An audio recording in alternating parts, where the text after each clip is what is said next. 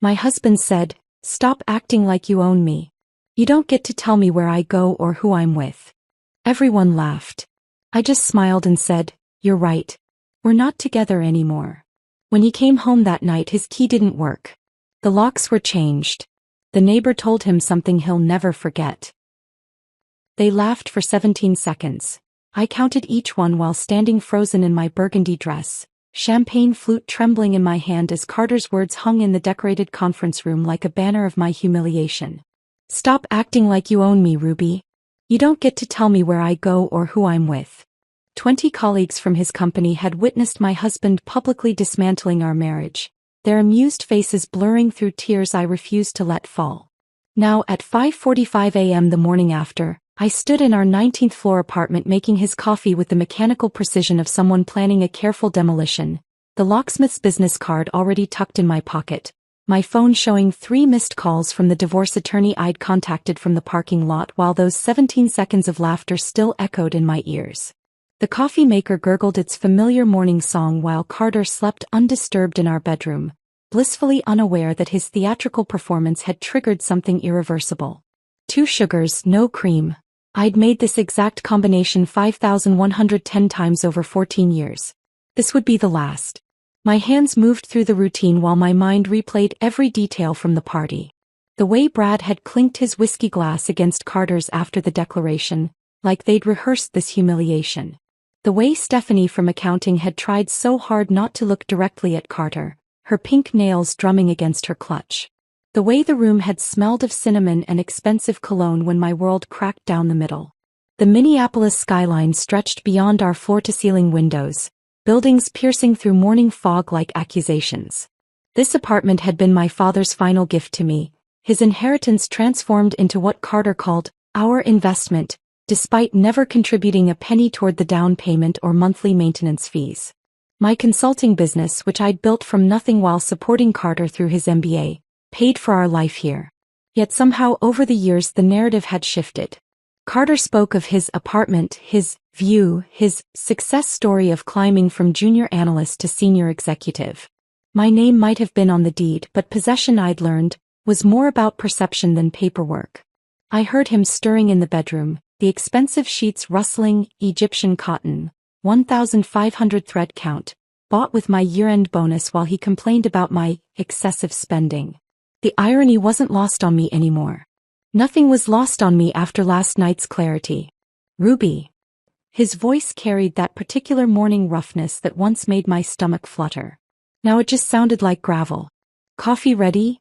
"On the counter," I called back, my voice steady as morning news anchors delivering tragedy. I listened to his footsteps padding across the hardwood floors we'd argued about. He wanted marble, I wanted warmth. We'd compromised on hardwood, which meant I'd paid for what neither of us truly wanted. He emerged from the bedroom in his Princeton boxer shorts and nothing else, shoulder muscles rolling as he stretched. Carter maintained his body with the dedication of someone who believed physical perfection could compensate for character deficiencies. At 41, he still looked like the man I'd married at 27, except now I could see past the surface to the hollow architecture beneath. "What time did you get home last night?" He didn't look at me as he grabbed his mug, the question casual as weather commentary. "Around 11. The lie came easily. I'd actually spent 2 hours in the parking garage, making phone calls and crying off carefully applied makeup. Then I'd sat in our building's lobby until 2 a.m., having a conversation with Harold the doorman that changed everything I thought I knew about Tuesday afternoons." Carter grunted his acknowledgement, already scrolling through his phone. "Brad's sending over the investment paperwork today. Need your signature by 5. The words hung between us like last night's humiliation. Brad's startup. A cryptocurrency venture that sounded like money laundering dressed in tech vocabulary.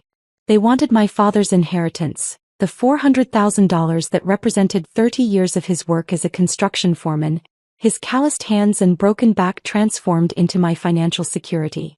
Carter had been mentioning it for weeks, each time more insistent, less asking than informing. "I want to see the business plan first," I said, same as yesterday, same as last week. He looked up then, his blue eyes narrowing with that particular blend of condescension and irritation I'd grown accustomed to. "We've been over this, Ruby. Brad went to Wharton. He knows what he's doing." So did the executives at Enron. Carter's jaw tightened. He set down his mug with deliberate control, the sound sharp against granite. Why do you always have to make things difficult? This is why I said what I said last night. You try to control everything. There it was. The bridge between last night's public humiliation and this morning's gaslighting. I'd learned to recognize his patterns. Humiliate, then blame me for the humiliation. Demand, then accuse me of being demanding. Take, then paint me as selfish for noticing. You're right, I said, words smooth as the silk blouse I'd worn to my execution. I shouldn't try to control things. Like my own inheritance. Or my own life. He missed the edge in my voice, already confident in his victory. Exactly. When you're reasonable, everything works better. He walked over, pressed a kiss to my forehead that felt like a stamp of ownership. Wear that burgundy dress again tonight. There's another party at the Marriott. Client thing. My stomach turned. The same dress as last night? It looked good on you. Powerful. He said the last word with a smirk, remembering the saleswoman's comment I'd foolishly shared. Besides, these clients weren't at yesterday's party. No one will know it's the same dress. Except I would know. I'd be wearing my humiliation like a uniform, a walking reminder of 17 seconds of laughter. That's when I understood he wanted me to wear it. He wanted me marked by last night, branded by his public declaration of independence while he played devoted husband tonight. I'll think about it, I said, voice neutral as Switzerland. He was already walking back to the bedroom, dismissing me with the confidence of someone who'd never had his locks changed. Don't overthink it, Ruby. It's just a dress.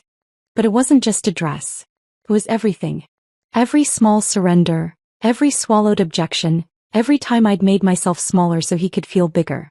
The burgundy dress was just the latest uniform in a long line of costumes I'd worn in the theater of our marriage, where Carter directed every scene and I'd forgotten I could walk off stage. My phone buzzed. Alexandra, the divorce attorney, texting, "Room in my schedule at noon if you're ready to proceed." I looked at the locksmith's card on the counter, then at Carter's coffee mug with his lips prints on the rim, finally at the sunrise painting our apartment gold.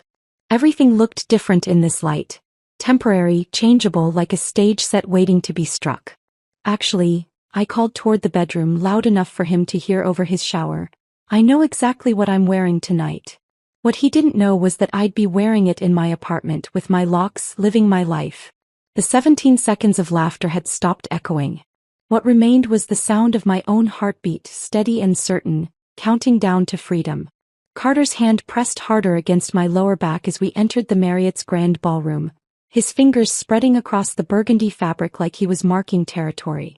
The pressure felt different now, not protective but possessive, the way someone might grip a briefcase full of money. The room sparkled with holiday decorations that someone had spent a fortune on, gold garlands, crystal centerpieces, and enough twinkling lights to power a small neighborhood. The smell of expensive perfume mixed with bourbon and that particular scent of corporate ambition. Sharp, metallic, desperate. "Remember," Carter murmured against my ear, his breath hot with the whiskey he'd already consumed in the limo, "these are important clients. Try to be pleasant." Pleasant. The word stuck in my throat like swallowed glass. After last night's humiliation, after 17 seconds of his colleagues laughing at me, he wanted pleasant. I was about to respond when I saw her, Stephanie from accounting, standing near the bar in a burgundy dress so similar to mine it couldn't be coincidence. The neckline plunged lower, the hem rose higher, but the color was identical. She stood with her back to us, blonde hair cascading down her spine like a waterfall of betrayal. Melissa, Brad's wife, appeared at my elbow with 2 champagne flutes. Her eyes darted between Stephanie and me, her face cycling through expressions like a slot machine before landing on pity. "Ruby, you look lovely," she said, handing me a glass while obviously struggling not to stare at the matching dresses. "Interesting color choice tonight," I said, my voice steady as I watched Carter notice Stephanie. His hand fell from my back instantly, like I'd suddenly become radioactive. His pupils dilated, jaw slackened, and for 3 seconds he forgot I existed. In those 3 seconds I saw our entire marriage. Every late meeting, every Tuesday afternoon, every text he'd hidden by tilting his phone away. Stephanie turned then, her eyes meeting mine over Carter's shoulder. She had the decency to look uncomfortable, her cheeks flushing as she registered our matching dresses. But she didn't move away. Instead, she lifted her chin slightly, a silent declaration of war disguised as confidence. The diamonds in her ears, new, expensive, familiar, caught the light. They looked exactly like the ones Carter had said were for his mother's birthday last month. "Those are beautiful earrings," I said to Melissa, though my eyes never left Stephanie. "Amazing how some women can wear expensive jewelry to work events. Must be nice to have that kind of income." Melissa coughed into her champagne. Brad materialized beside his wife, his face already flushed with alcohol and barely contained excitement. "Carter, ready to make history with this startup? Just need Ruby's signature and we're golden." "My signature. My father's money. My inheritance funding their boys' club fantasy while Carter's mistress stood 10 feet away wearing my color and his diamonds." The room suddenly felt too hot, too bright, too full of people who saw me as nothing more than a checkbook with legs. "We should discuss the business plan first," I said, my voice cutting through their enthusiasm like cold water. "I haven't seen any documentation. No revenue projections, no market analysis, nothing but promises and Wharton credentials." Carter's face darkened, that particular shade of red that preceded his worst moments. "Ruby, we've discussed this." "No, you've talked. I've listened. There's a difference." I took a sip of champagne, letting the bubbles give me courage. "It's $400,000, Carter. My father's." "Our money," he interrupted, his voice rising enough that nearby conversations paused. "It's our money, Ruby. Or have you forgotten what marriage means?" Brad laughed nervously, trying to defuse the tension. "Hey, let's not turn business into..." "Into what?" I asked, turning to face him fully. "Into due diligence? Into protecting assets? Into asking basic questions about where nearly $500,000 is going?" The room had grown quieter, that particular hush that falls when people sense drama brewing. Stephanie had moved closer, pretending to examine a painting on the wall while obviously eavesdropping. Her perfume, something French and excessive, made my stomach turn. Carter grabbed my elbow, his fingers digging in hard enough to bruise. "You're embarrassing me," he hissed. "I'm embarrassing you?" The laugh that escaped me sounded hollow, brittle. "That's rich, considering last night." His grip tightened. "Last night was nothing. You're being dramatic." 17 seconds, I said quietly. "Your colleagues laughed at me for 17 seconds. Because you were being controlling." His voice boomed now, all pretense of privacy abandoned. The jazz quartet actually stopped playing, the saxophone cutting off mid-note. "You always do this, Ruby. You act like you own me, like I can't make a single decision without your permission." The entire room was watching now. 50, maybe 60 people in designer clothes holding drinks worth more than most people's daily wages, all witnessing round 2 of my public humiliation. Stephanie had turned fully toward us, her expression unreadable but her body language screaming anticipation. Carter's finger jabbed toward my chest, not quite touching but close enough to feel aggressive. "Stop acting like you own me, Ruby. You don't get to tell me where I go or who I'm with." There was the same words as last night, but this time with an audience of clients instead of colleagues. This time with his mistress watching. This time with everyone waiting to see if I'd crumble or fight. The champagne flute in my hand trembled slightly as I set it down on the nearest table. The click of glass on marble sounded like a gavel falling. Inside, I was fragmenting into a million pieces. 14 years of marriage, of trying, of making myself smaller so he could feel bigger, all shattering at once. But outside, my hands were steady, my voice clear. "You're right," I said loud enough for everyone to hear. "We're not together anymore." The silence that followed was complete, absolute, the kind that makes your ears ring. Carter's triumphant expression, because he'd thought he was winning this public argument, shifted to confusion. His mouth opened, closed, opened again like a fish gasping for air. "What did you just say?" His voice cracked on the last word. "I said you're right. I don't own you. And you don't own me. We're done." I turned away from his shocked face, from Stephanie's barely concealed satisfaction, from Melissa's horrified sympathy, from Brad's uncomfortable shuffling. My heels clicked against the marble floor, steady, rhythmic, final. Each step felt like shedding weight, like gravity was loosening its grip. Behind me, I heard Sarah from IT whisper to someone, "Good for her." Then louder, meant for me to hear, Good for you, Ruby. I didn't stop walking until I reached my car in the parking garage. The December air bit at my skin, snow beginning to fall in thick, lazy flakes that stuck to my hair, my dress, my shaking hands as I fumbled for my keys. Inside the car, I sat for a moment, letting the silence wrap around me like armor. Then I pulled out my phone and made 3 calls, each one a nail in the coffin of my old life. Alexandra answered on the second ring. Ruby? It's late, are you? I'm ready, I said. Can you file papers tomorrow? Her pause was brief then, finally. I've been waiting years for this call. I'll have everything ready by morning. The second call was to Secure Life Emergency Locksmith. Diana's voice was warm, understanding. We can have someone there tonight. Changing locks after midnight is our specialty. The third call was to Marcus, my brother who managed a storage facility. I need a unit, I said without preamble. How big? No questions, no surprise, just immediate support. Big enough for a man's entire life. I'll have one ready by midnight. Ruby, good for you. 3 calls. 3 allies. 3 steps toward freedom. As I drove home through the falling snow, watching the city lights blur through my tears, I realized something. Carter had been right about one thing. I had been trying to control something. I'd been trying to control myself to make myself fit into the shape of what he needed. Tonight, in front of everyone who mattered to his image, I'd finally let go of that control. And in losing it, I'd found something else entirely, myself. The snow had turned to freezing rain by the time I reached our building, each drop hitting my windshield like tiny bullets of reality.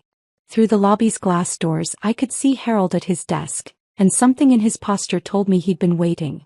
I parked in my designated spot, number 19F, same as our apartment, and sat for a moment, gathering the courage to walk through those doors as a woman about to dismantle her life. Harold stood as I entered, his weathered face carrying an expression I'd never seen before. Part relief, part sorrow, like watching someone finally escape a burning building. Miss Thorne, he said, using my maiden name without my having to ask. The locksmith called. She's on her way up. I gave her access to the service elevator. He paused, studying my face. I also took the liberty of putting extra boxes in the hallway. The good ones from the storage room. At 10:47 p.m. exactly, Diana arrived with a battered toolbox and eyes that had seen too many midnight escapes. She was perhaps 50, with silver streaking through her dark hair and calluses on her hands that spoke of real work. She didn't offer empty condolences or ask unnecessary questions. Instead, she knelt by our door and ran her fingers along the lock like a doctor examining a patient. Commercial grade, she said, pulling out her tools. Good bones but outdated. Your husband never upgraded the security features, did he? The question was rhetorical. She was already working metal singing against metal. Men like that never think anyone would dare lock them out. Makes my job easier. As she worked, her story unfolded in quiet fragments between the sounds of pins clicking and tumblers turning. Her ex had locked her out 17 years ago, changed the locks while she was at her mother's funeral. Came home to my entire life on the lawn in garbage bags. In the rain. He tested the new deadbolt, solid and unforgiving. Learned locksmithing after that. Figured if I couldn't control much else, I could at least control who got through my door. The new keys she handed me were different from the old ones. Heavier with edges that bit into my palm. Military grade, she said with satisfaction. These babies can't be duplicated at some corner shop. You want copies, you come through me. He pulled out a business card. My personal number's on the back. For emergencies. Or just to talk. While Diana packed her tools, I began the systematic archaeology of ending a marriage. Each item of Carter's required examination, classification, preservation. His Harvard MBA diploma, which he'd insisted on hanging in our bedroom for inspiration, went into bubble wrap. I grabbed a Sharpie and wrote on the box, educated but not enlightened. The Rolex I'd bought him for our 10th anniversary, 3 months of my consulting fees, went into its original box with a note, "Time's up." My movements were methodical, almost therapeutic. Each labeled box was a small act of revolution. His collection of first-edition business books became unread trophies. The golf clubs he'd bought with what he called his bonus but was actually our tax refund were tagged borrowed dreams. Then, behind his golf bag, my fingers found something that stopped me cold. A pink cashmere scarf, soft and expensive, reeking of Stephanie's perfume. I held it up to the light, this evidence of Tuesday afternoons I'd pretended not to know about. Instead of rage, I felt something closer to relief. Confirmation was its own kind of freedom. I folded it carefully, placed it in its own box, and labeled it Tuesday afternoons, personal property of your accounting department. Harold appeared in my doorway, having used his master key. I brought a dolly, he said simply, then began loading boxes without being asked. We worked in comfortable silence until he finally spoke, his words careful but necessary. Miss Thorne, I need to tell you something. He adjusted a box, not meeting my eyes. I've worked here 15 years. Seen all kinds of people, all kinds of marriages. Your husband, he thinks because he tips well at Christmas, gives me Celtics tickets sometimes, that I'm blind. But I see everything. Every Tuesday when you're at Pilates, that woman from his office comes here. Takes the service elevator. Stays exactly 90 minutes. The information should have hurt, but it just felt like confirmation of a test I'd already failed. How long? I asked. 6 months, maybe 7. Started right after your father's funeral. He finally looked at me, anger flashing in his usually kind eyes. You deserve better than a man who can't even cheat with dignity. At least have the decency to go to a hotel, not the bed his wife sleeps in. We continued packing, Harold's revelation settling over me like armor. My hands moved faster now, with purpose. The wedding photo on our dresser gave me pause. We looked so young, so certain. I allowed myself exactly 3 minutes to mourn those people, to grieve the couple who'd believed in forever. Then I wrapped it in newspaper and added it to a box labeled Fiction, a Love Story. By 11:30 p.m., the apartment looked like a crime scene where only one person's belongings had been murdered. Every trace of Carter had been boxed, labeled, and moved to the hallway. I sat at my laptop, crafting the email that would serve as both evidence and manifesto. The subject line read, Transparency and Truth, a necessary update.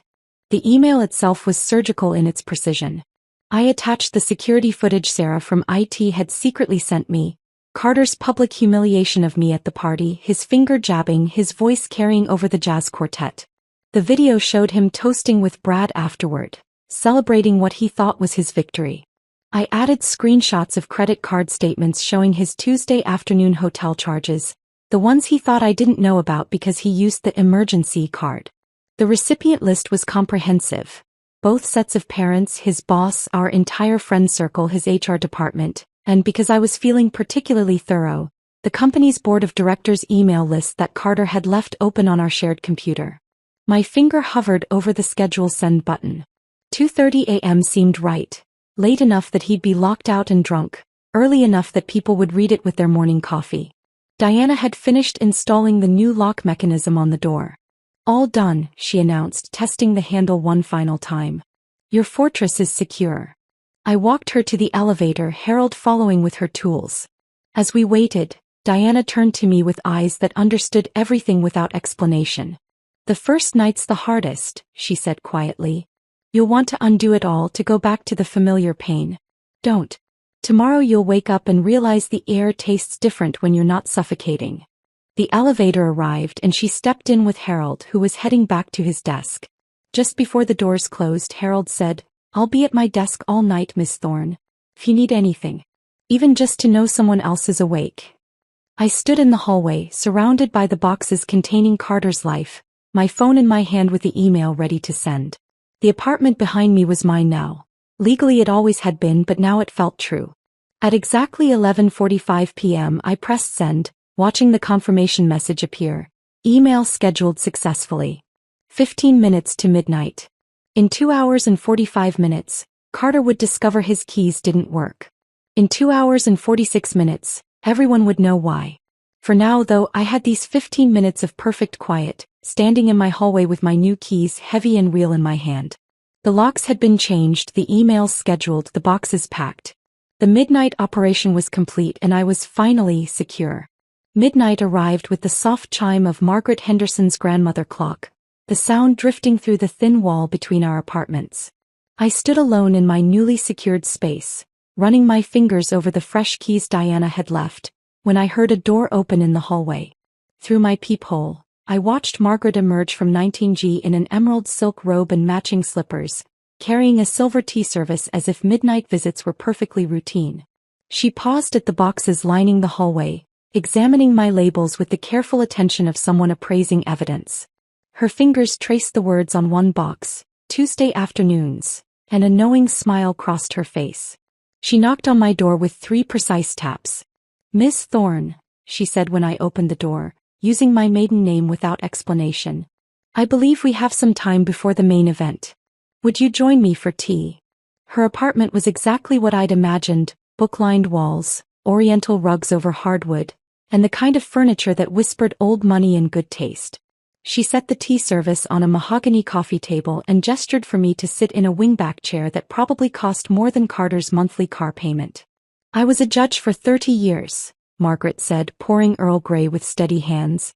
"Presided over every kind of human cruelty you can imagine. But the cases that haunted me weren't the dramatic ones, the crimes of passion or sudden violence. It was the slow erosion of a woman's spirit, the daily diminishment disguised as marriage." She handed me a delicate china cup. "That's the worst kind of cruelty because it teaches you to be complicit in your own destruction." She moved to an antique secretary desk and pulled out a manila folder, thick with papers and photographs.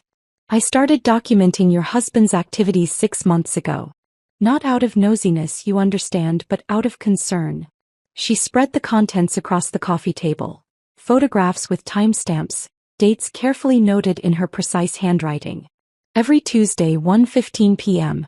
The blonde arrives separately, takes the service elevator. Your husband follows 10 minutes later. They leave the same way separately around 2:45. The evidence was overwhelming in its banality. Carter in the lobby checking his phone. Stephanie entering with an oversized purse. The two of them accidentally captured in the same frame near the elevator, carefully not acknowledging each other. Margaret had built a case with the thoroughness of someone who understood how truth needed documentation to become justice. "Why?" I asked, my voice barely above a whisper. "Because I was you once," Margaret said simply.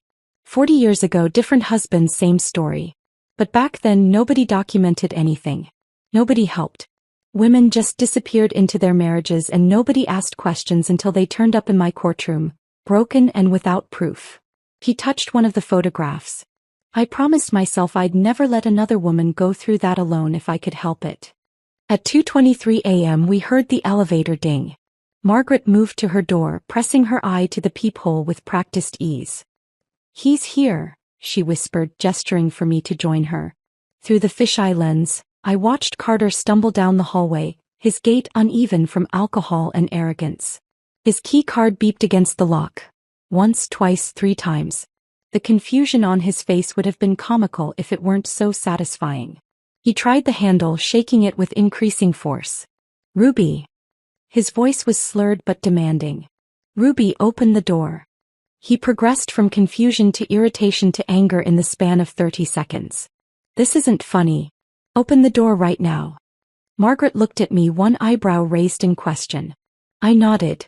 She opened her door with theatrical calm, teacup in hand, looking every inch the distinguished retired judge despite the late hour. "Mr. Lawson," she said, her voice carrying the authority of 3 decades on the bench. "Having trouble?" Carter spun toward her, nearly losing his balance. "My key. It's not working." "How curious," Margaret said, taking a deliberate sip of tea. "Though I suppose it makes sense. Keys generally stop working when one no longer lives somewhere." The color drained from his face as he noticed the boxes lining the hallway, his name on every label. "What is this?" "I believe the legal term is personal property removal," Margaret said. Though I particularly enjoyed the labeling system. Tuesday afternoons was especially creative. She gestured toward the pink scarf box. "Your friend Stephanie left that behind last week. Rather careless of her." Carter's phone began buzzing incessantly. The 2:30 a.m. email had landed. He pulled it out, his face illuminated by the screen as notification after notification popped up. His mother. His boss. Sir. The entire board of directors. His expression cycled through shock, rage, and finally, desperation. "She sent it to everyone," he whispered, then louder, directed at my door. "You sent it to everyone." He started pounding on the door with both fists. "You can't do this. This is my home. I have rights. His voice cracked with rage and humiliation. Margaret calmly pulled out her phone and began recording. Please continue your performance, Mr. Lawson. I'm sure Ruby's attorney will find this very helpful. Threatening behavior, attempted forced entry, intoxicated aggression. It's all quite compelling. Carter froze mid-pound, finally noticing the security camera mounted discreetly in the corner. The one I'd installed last month after sensing something shifting in our marriage. His bravado crumbled instantly. The man who'd humiliated me in front of colleagues, who'd declared his independence from our marriage, actually whimpered. Margaret and I exchanged a look through her doorway that spoke volumes about the particular fragility of men who mistake control for strength. She continued recording as Carter sank to his knees in front of the door, his voice shifting to pleading. Ruby, please. Let's talk about this. We can work it out. I believe she already tried talking, Margaret said coolly. At 2 separate company events, if the video evidence is accurate. You chose public humiliation instead of private conversation. Now you're experiencing the consequences of that choice. Carter gathered his boxes with shaking hands, muttering about lawyers and unfair treatment. As the elevator doors closed on his defeated figure, Margaret turned to me. Would you like to watch the sunrise? I make excellent coffee to go with dawn revelations. We settled by her window, the city still dark but beginning to stir. Margaret pulled out a photo album, opening to a page from 1983. A younger version of herself stood in judicial robes, fierce and solitary. My first husband was a surgeon, she said. Brilliant, charming, and systematically cruel. He made me feel small for being smart, inadequate for being successful. It took me 10 years to realize the lock keeping me trapped wasn't on any door. It was in my head. She showed me another photo, her swearing-in ceremony as a judge.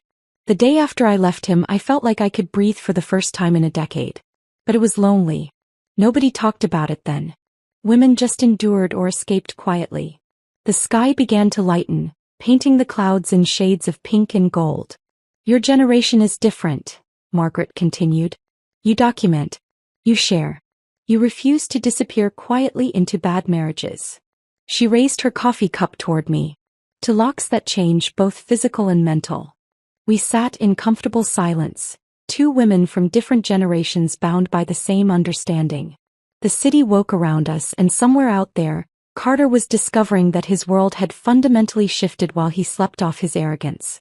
The reckoning had come not with dramatics but with dignity, witnessed by a woman who understood that justice sometimes looks like Earl Grey tea and carefully documented truth. Margaret's coffee had grown cold in my hands as the first rays of sunlight painted Minneapolis in shades of gold and amber. We sat in comfortable silence, 2 women who understood that some victories taste better when shared quietly. Then at exactly 7 a.m., my phone shattered the peace with a ringtone I'd assigned specifically to avoid. Patricia Lawson, Carter's mother. I looked at Margaret, who nodded encouragingly. Sometimes the most surprising allies come from unexpected places, she said softly. Patricia's voice, usually sharp with disapproval and thick with Connecticut breeding, trembled like autumn leaves. Ruby, I've seen the email. The video. Everything. A pause so long I thought the connection had dropped. What has my son done? For 14 years, this woman had treated me like the help who'd somehow tricked her precious Carter into marriage. She'd made comments about my father's blue-collar background, suggested I take etiquette classes, and once told her garden club friends that Carter had married down for love, poor thing. Now her voice carried something I'd never heard before, shame. He did exactly what you raised him to believe he could do, I said, surprising myself with the steadiness in my voice. Take what he wanted without consequences. The sharp intake of breath on the other end might have been a sob. I raised him better than this. His father would be appalled. His father was having an affair with his secretary when he died, Patricia. Carter learned from the best. The silence stretched between us, years of pretense crumbling in seconds. When she finally spoke again, her voice was smaller, older. I suspected but never. I couldn't face it. Just like I couldn't face what Carter was becoming. I'm keeping the Christmas china you gave me, I said, looking at the morning light dancing across Margaret's coffee table. It's the only thing from your family worth holding on to. Another pause, heavy with unspoken acknowledgments. Keep it all, dear, she whispered. The silver, the crystal, everything I insisted you weren't good enough to inherit. You earned it by surviving him. She hung up without goodbye, but somehow it felt like the most honest conversation we'd ever had. My phone immediately buzzed with another call. Sarah from IT, her voice electric with vindication. Ruby, you're not going to believe what I found. Actually, scratch that, you probably will. Margaret poured fresh coffee as I put Sarah on speaker, her judicial instincts clearly interested in evidence. After I saw that video last night, I did some digging with my admin access, Sarah continued. Your husband's been using company resources for everything. Hotel rooms booked as client meetings, expensive dinners expensed as business development. I tracked his corporate card, every Tuesday afternoon at the Marriott, charged to the Henderson account. Margaret raised an eyebrow at the mention of the Henderson account. That's our biggest client, she mouthed. It gets worse, Sarah said, her typing audible through the phone. That startup he's been pushing? The one with Brad? I found the incorporation documents. It doesn't exist. Brad's been investigated for fraud twice. Once in Boston, once in Chicago. The whole thing was a con to get your inheritance. My legs went weak. I sank into Margaret's wingback chair, the weight of what I'd almost lost crushing down on me. $400,000. My father's life work. Nearly stolen by the man who'd vowed to protect me. I've forwarded everything to HR and Mr. Davidson, Sarah continued, referring to Carter's boss. Also sent copies to the SEC whistleblower department. The fraud division loves this kind of thing. By the time I ended the call, my phone was already exploding with messages. The digital unraveling of Carter's reputation was happening in real time, each text a thread pulled from his carefully woven image. Jennifer from legal, we never liked how he talked about you. Like you were an accessory he'd purchased. Tom from sales, that video was brutal. You handled it with more class than he deserved. Even Brad's wife Melissa, I'm leaving him too. Found out about the fraud investigation. You inspired me to stop ignoring red flags. But the message that stopped me cold came from Mr. Davidson himself. Miss Thorne, I apologize for our company culture that enabled this behavior. Mr. Lawson's employment is under review pending investigation of expense fraud. Would you consider consulting for us? We could use someone with your dignity and strategic thinking. Please call at your convenience. I screenshot everything, creating my own evidence folder. Alexandra would want documentation of the complete collapse. At 10 a.m. Harold called from the lobby. Miss Thorne, there's a flower delivery here. 3 dozen roses. I've refused them as you requested, but the delivery guy says they're paid for and he can't take them back. Donate them to the hospital, I said. Tell them they're from an anonymous donor who's celebrating freedom. With pleasure, Harold replied. Also, there's a young man here who says he's Mr. Lawson's brother. Should I send him away? Vinny. Carter's younger brother, the one who just finished law school. Send him up, I said, curious what Carter had promised him. Margaret offered to leave, but I asked her to stay. Witnesses are always valuable, she said with a judge's wisdom. Danny arrived looking uncomfortable, his resemblance to Carter softened by genuine embarrassment. He stood in Margaret's doorway, shifting his weight like a child called to the principal's office. Ruby, I'm sorry to bother you. Carter said if I came here and talked to you, he'd pay off my student loans. $70,000. He met my eyes with difficulty. But I'm guessing that's not happening, is it? He doesn't have $70,000, I said gently. He's been living off my income for 2 years. His salary barely covers his car payment and his wardrobe. Danny's face went through several expressions before landing on anger. That lying piece of, he caught himself glancing at Margaret. Sorry. He told me you were the one overspending, that you were bleeding him dry with your shopping habits. My shopping habits consist of buying groceries and occasionally replacing worn-out work clothes, I said. Would you like some coffee? There are things about your brother you should probably know. Over the next hour, Danny revealed more pieces of Carter's hidden history. The gambling debts from his MBA days that Patricia had quietly paid. The previous engagement to a banker's daughter that ended when her father discovered Carter's lies about his family's wealth. The investment schemes at his first job that HR buried to avoid scandal. I always wondered why he was so secretive about certain things, Danny said, staring into his coffee. Now it makes sense. He wasn't protecting family privacy, he was protecting his con game. As Danny left, he turned at the door. Ruby, for what it's worth, the family knew you were too good for him. Even Mom, though she'd never admit it. We just didn't know how to tell you. The unraveling was complete. By noon, Carter's carefully constructed world had collapsed like a house of cards in a hurricane. His reputation, his job, his family's illusions, his financial schemes. Everything exposed in the harsh light of truth. And I sat in Margaret's apartment, watching it all fall apart with a satisfaction that should have felt wrong but didn't. Sometimes destruction is just another word for justice. Margaret's apartment had become my temporary command center by the time Alexandra arrived at 2 p.m., her leather briefcase containing the weaponry of legal warfare. She swept into the room with the confidence of someone who had dismantled marriages for 20 years, her navy suit as sharp as her strategy. Margaret offered to leave, but Alexandra waved her down. "Stay," Alexandra said, pulling out color-coded folders. "A retired judge as a witness? That's better than a signed confession." She spread documents across Margaret's dining table like a general mapping battle plans. "The video from the party is gold. Your testimony, Judge Henderson, is platinum. But Sarah's evidence of embezzlement." She tapped a folder marked fraud in red letters. "That's diamonds." She walked me through the legal architecture of Carter's self-destruction. His public declaration at the party constitutes constructive abandonment.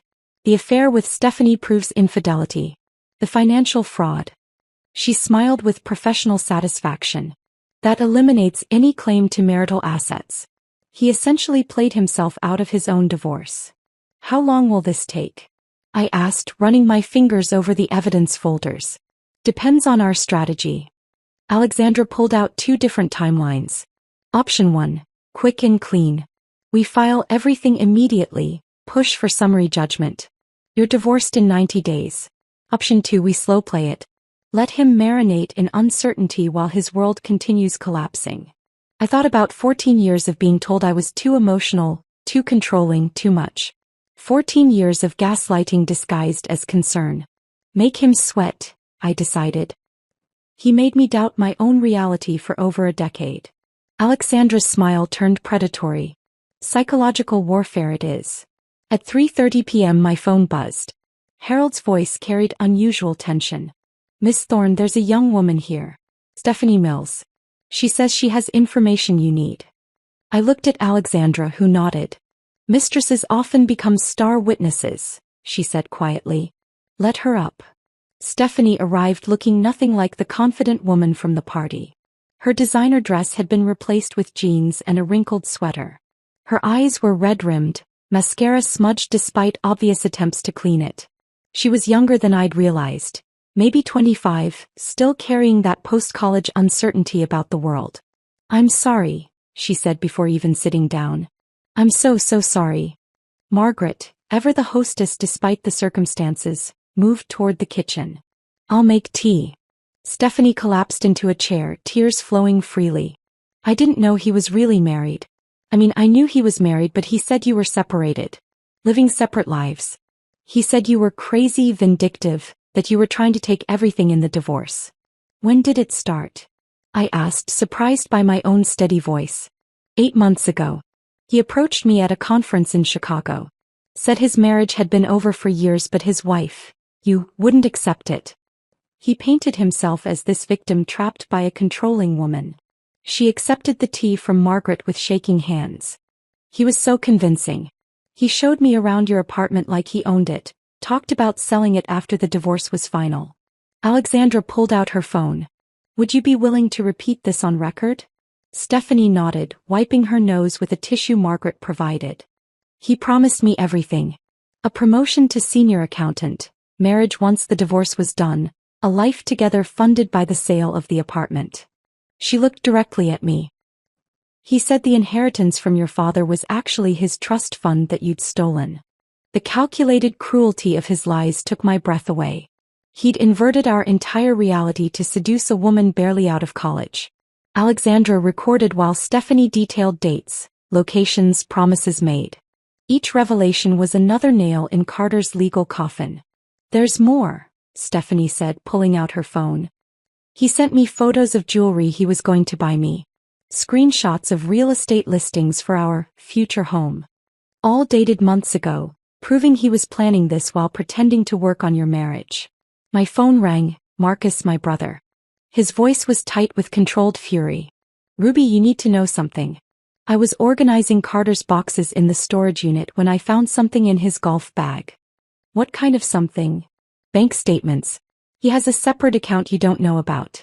He's been siphoning money from your joint account for 3 years.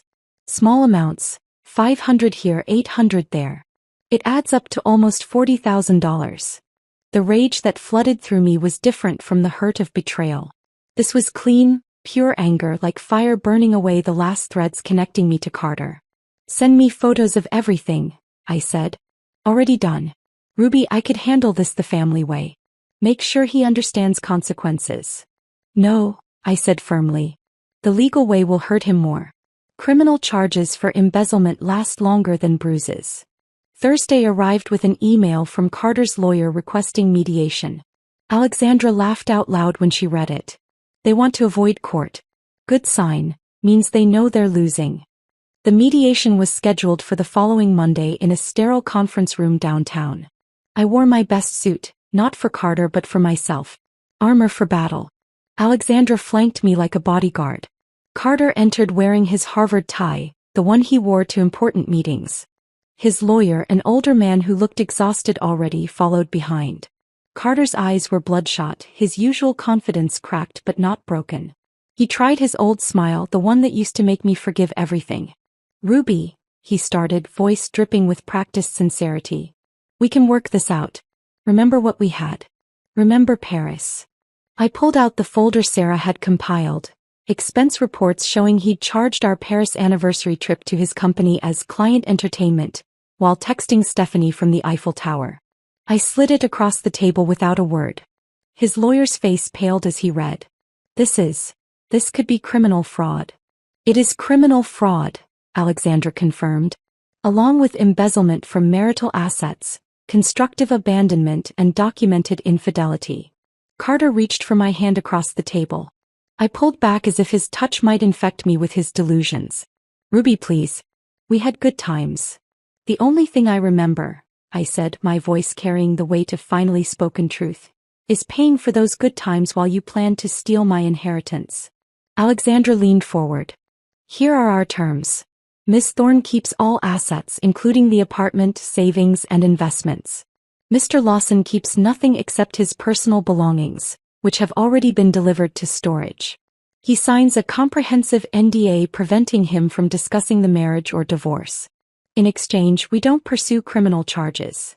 Carter's lawyer whispered urgently in his ear, words like fraud and prison cutting through the murmur. Carter's face crumbled like old plaster finally giving way to water damage. The man who'd publicly humiliated me, who'd stolen from me, who'd planned to take everything while painting me as crazy, finally understood. He wasn't the one in control anymore. He never really had been. He'd just been living in the delusion I'd paid for, and now the bill had come due. Carter's pen hovered over the NDA agreement for 30 seconds that felt like 30 years. His hand trembled slightly as he finally signed, the sound of ink on paper marking the legal death of our marriage. His lawyer gathered the documents with the efficiency of someone eager to leave, muttering about filing deadlines and court schedules. As they stood to leave, Carter looked at me one last time, his mouth opening as if to say something. But Alexandra raised her hand, pointing to the freshly signed NDA, and he closed it again, shuffling out like a man who'd aged a decade in an hour. 3 weeks passed in a blur of paperwork and apartment reorganization. I reclaimed spaces that had been his. The home office where he'd conducted his Tuesday affairs via video calls. The walk-in closet that now held only my clothes spread out luxuriously. Margaret checked in daily, bringing tea and wisdom in equal measure.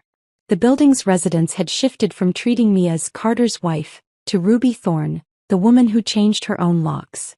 The story had become building legend. New Year's Eve arrived with a snowstorm and an invitation slipped under my door. The building's annual rooftop party, handwritten by Margaret herself. You need to be seen thriving. It's not about him anymore. It's about you. I almost declined. The thought of facing a room full of people who'd witnessed my public humiliation felt overwhelming. But Margaret appeared at my door at 7 p.m. holding a jewelry box. "These were my late husband's cufflinks," she said, opening it to reveal diamonds that caught the light like trapped stars. "I had them made into earrings after he passed. He was a real man, the kind who supported his wife's success instead of stealing it." She fastened them to my ears with gentle fingers. "Wear them tonight. Let them remind you what actual partnership looked like."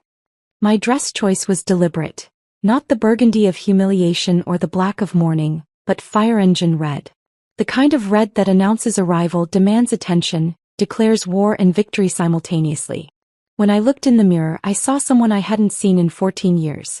Not Carter's wife or anyone's victim, but Ruby Thorne, 41 years old and finally fully alive. The rooftop venue sparkled with string lights and heat lamps fighting against the December cold. The moment I stepped off the elevator, conversations stuttered to a stop. Not the uncomfortable silence of scandal, but something else. Recognition, perhaps respect. Harold, dressed in his formal uniform, announced with unusual volume, "Ms. Ruby Thorne." The emphasis on my name was deliberate, each syllable a declaration. The applause started with Margaret, of course, but spread through the crowd like wildfire. Dr. Kim from 12B raised her glass. The Johnsons from 8C nodded approvingly. Even the 20-somethings who usually ignored everyone over 30 were clapping. It took me a moment to understand, they weren't applauding my divorce or my drama. They were applauding my courage, the simple act of refusing to disappear quietly. I was 2 glasses of champagne into actual enjoyment when the elevator chimed at 10:47 p.m. The universe, it seemed, had a sense of dramatic timing. Carter stepped out with Stephanie on his arm, his chin raised in that way that meant he was pretending confidence. He wore his most expensive suit, the one I'd bought him for our 10th anniversary. Stephanie wore black, looking like she'd rather be anywhere else on earth. The room's energy shifted immediately, but not in the way Carter had calculated.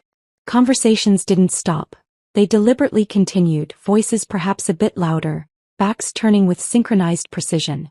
When he approached the bar, the bartender suddenly needed to check inventory in the back room. When he tried to join a group near the windows, they dispersed like smoke, reforming elsewhere. Stephanie's face cycled through mortification to understanding to shame. She wasn't his new girlfriend being introduced to society. She was a prop in his revenge fantasy, and everyone knew it. When she caught my eye across the room, her expression crumbled. This wasn't what he'd promised her. Carter, red-faced and desperate, made a beeline for me. But Harold materialized from nowhere, joined by 2 other doormen I'd never seen work an event before. They formed a subtle but unmistakable wall. "Sir," Harold said, his voice carrying across the now quiet rooftop, "you're not on the resident list. I'll have to ask you to leave unless a current resident vouches for you." The silence that followed was complete. 60 people, residents who'd lived here for years, who'd shared elevators and small talk with Carter, who'd attended his 4th of July parties. Not one person moved. Not one voice spoke up. The rejection was total, devastating in its unanimity. Carter's face went from red to purple. "This is ridiculous. I lived here for—" "Lived," Margaret interrupted, approaching with the authority of her former profession. "Past tense. The building's quite particular about security these days." At exactly midnight, as if orchestrated by fate, Margaret took the microphone for the traditional New Year's toast. The crowd turned toward her, effectively giving Carter their backs. She raised her champagne, diamonds glittering at her wrist, and spoke with the clarity of judgment. "To new beginnings," she started, her eyes finding mine across the crowd. "To women who realize their worth after years of being told they have none. To men who learn that consequences like karma always come due." She paused, taking a deliberate sip. "And to Ms. Ruby Thorne, who reminded us all that sometimes the best renovation you can do to a home is removing the trash." The laughter that erupted wasn't cruel. It was cathartic, a collective release of tension. Glasses raised toward me from every direction. Someone started clapping again, and this time it sustained, growing into something that felt like vindication. Carter's composure finally shattered completely. "This is conspiracy. You've all been turned against me. This is illegal." But Margaret wasn't finished. She looked directly at him as if just noticing his presence. "Oh, Mr. Lawson, you're still here? How embarrassing for you." That's when Stephanie broke. She pulled away from Carter's arm, walked directly to me through the crowd that parted like water. "I'm sorry," she whispered, tears streaming. "I was an idiot. He played me just like—" She stopped, shaking her head. "I'm just sorry." She headed for the elevator without looking back. Carter, now alone and surrounded by people who'd collectively decided he didn't exist, began what could only be described as a meltdown. Sarah from IT had her phone out, recording with the steady hand of someone documenting history. He ranted about conspiracy, about his rights, about how we'd all ruined his life. "You ruined your own life," Margaret said calmly, her microphone still on. "Ruby just stopped being your cleanup crew." That's when building security arrived. Not the friendly doormen, but actual security, the kind they kept for real problems. As they flanked Carter, he made one last desperate proclamation. "I'll destroy you in court, Ruby. You'll get nothing." Alexandra, who'd been quietly sipping champagne in the corner, laughed loud enough for everyone to hear. "With what money? Your assets are frozen pending fraud investigation. Your job is gone. Your mistress just publicly dumped you. Even your mother took Ruby's side." She raised her glass mockingly. "Happy New Year, Carter." As security escorted him out, the crowd turned back to me. Not with pity or awkwardness, but with something that felt like solidarity. Dr. Kim clinked her glass against mine. "Best party we've had in years," she said with a wink. The countdown to midnight began again. Margaret had actually paused it for the drama. As the numbers decreased and the ball dropped on the screen, I stood surrounded by neighbors who'd become witnesses who'd become allies. The new year arrived with cheers and champagne, and for the first time in 14 years, I celebrated without wondering what mood Carter would be in tomorrow. The fireworks faded into smoke against the Minneapolis skyline as the rooftop party continued around me, but I felt myself existing in a bubble of perfect clarity. Margaret squeezed my hand once before releasing it, her eyes carrying the satisfaction of justice served. The new year had arrived, and with it the strange sensation of being completely unanchored from my old life. Not drifting, but finally free to choose my own direction. January dissolved into February, then March, each day building toward the final legal confrontation. The courthouse in downtown Minneapolis stood like a monument to other people's endings, but for me, it represented beginning. The same building where Margaret had once presided over countless divorces would now host mine. The morning of June 15th arrived gray and humid, the kind of weather that makes everything feel heavy except my heart. Carter appeared diminished in every way, his suit clearly borrowed, hanging loose on shoulders that had lost their arrogant set. His lawyer, a public defender who looked exhausted before proceedings even began, shuffled papers with the resignation of someone who knew this was just procedure. The embezzlement charges hovering over Carter's head had removed any possibility of contest. He couldn't fight without risking criminal prosecution. The judge, a woman about Margaret's age with similar sharp eyes, reviewed the documents with efficiency. "Mr. Lawson, do you contest any of the terms set forth in this dissolution?" "No, Your Honor." His voice cracked on the honorific. 12 minutes. That's all it took to legally dissolve 14 years. The gavel came down with a sound like punctuation at the end of a very long sentence. As we filed out, Carter lingered by the courthouse steps, his face working through emotions like he was trying to find the right one. "I loved you once," he said, the words falling flat in the humid air. I paused, Margaret's wisdom flowing through me like inherited strength. "No, you loved what I provided. The stability, the money, the cover for your inadequacies. There's a difference between loving someone and loving what they do for you." He opened his mouth, closed it, then walked away. His figure grew smaller against the city backdrop until he turned a corner and vanished. I knew with absolute certainty I would never see him again, and the thought brought only peace, clean and complete, like the click of a well-oiled lock. 2 weeks later, Patricia Lawson called to arrange a visit. She arrived at my apartment carrying a leather case I recognized, the family jewelry she'd guarded throughout my marriage like I might steal it. Her hands trembled slightly as she set it on my coffee table. "I was wrong about you," she said without preamble, age having worn away her capacity for pretense. "Wrong to treat you as less than. Wrong to raise a son who could." She stopped, composing herself. "I failed him, and that failure hurt you." We sat across from each other, two women examining the wreckage one man had created between them. She opened the case, revealing pieces I'd only seen in family photos. An Art Deco bracelet, pearl earrings from the 1920s, a sapphire ring that had belonged to Carter's grandmother. "These should have been yours from the beginning," Patricia said. "I withheld them out of snobbery, thinking you weren't good enough for our family. The truth is we weren't good enough for you. We would never be friends. Too much history, too much hurt.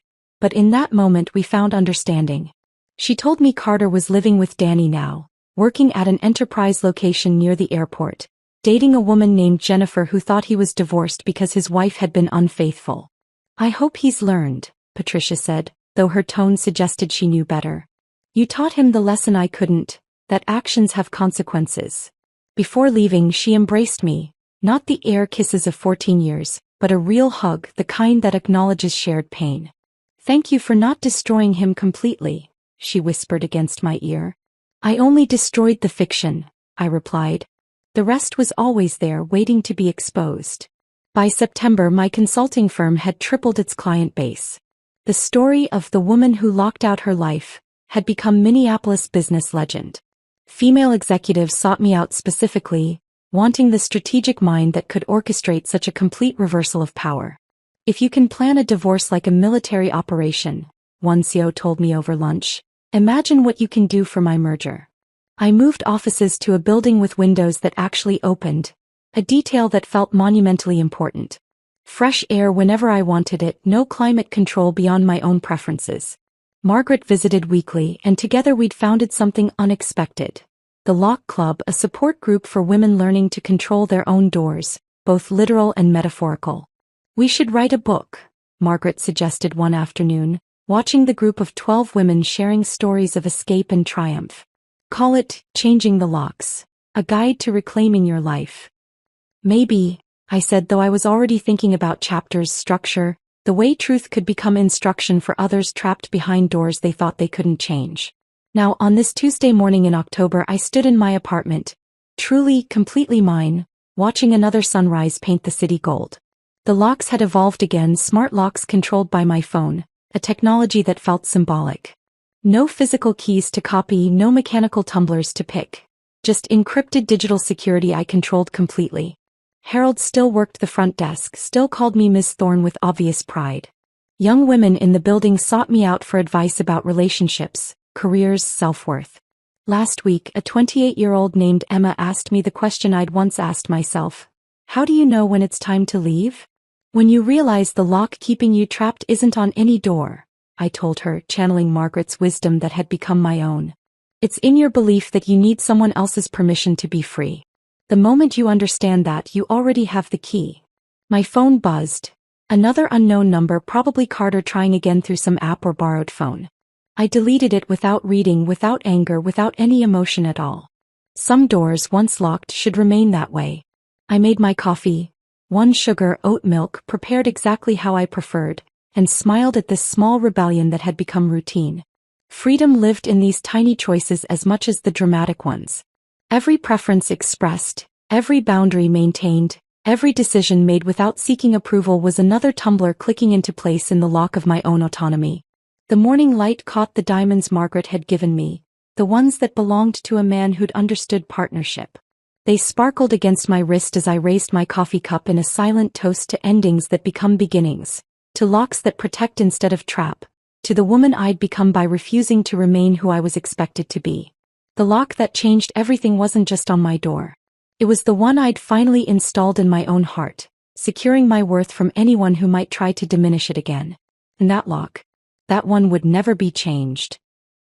If this story of calculated revenge and reclaimed dignity had you cheering for Ruby, hit that like button right now. My favorite part was when Margaret delivered that devastating midnight toast, calling out Carter's presence with perfect judicial timing. What was your favorite moment of Ruby's transformation? Drop it in the comments below. Don't miss more gripping stories of courage and comebacks. Subscribe and hit that notification bell so you never miss an upload.